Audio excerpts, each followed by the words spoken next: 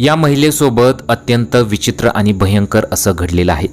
ही घटना भिगवण पुणे सोलापूर महामार्गावरील लोंढे वस्तीजवळ घडलेली आहे। नक्की घटना काय झालेली आहे पहा। चॅनलवरती नवीन असाल तर मराठी न्यूजला जरूर सबस्क्राईब करा। आता चूक जरी नसली तरी अनेक दुचाकीस्वारांचे जीव जात आहेत, त्यामुळे मोठ्या वाहनांचं करायचं काय असा प्रश्न अनेकांनी उपस्थित केलेला आहे। मिळालेल्या माहितीनुसार बुधवारी सायंकाळी मालवाहू ट्रक हा पुण्याकडून इंदापूरच्या दिशेने वेगाने निघाला होता। याच मार्गावरून भिगवण नजीकच्या कात्रज येथील हे दाम्पत्य अविनाश लकडे हे त्यांच्या जवळ असलेली दुचाकीवरून पत्नी व मुलासह इंदापूरच्या दिशेने निघाले होते। यावेळी भरधाव ट्रकने पाठीमागून दुचाकीला जोरात धडक दिली।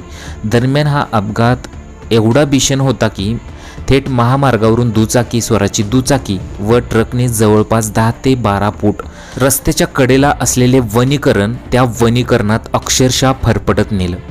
या दुचाकीवरील सोनाली लकडे यांचा जागीच मृत्यू झाला, तर दुचाकी चालक गंभीर जखमी झालेला आहे।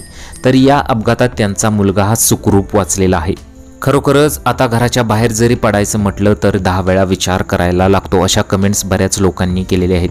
अपघात रोखण्यासाठी आपण काय करू शकतो ते आम्हाला कमेंट बॉक्समध्ये तुम्ही जरूर कळवू शकता।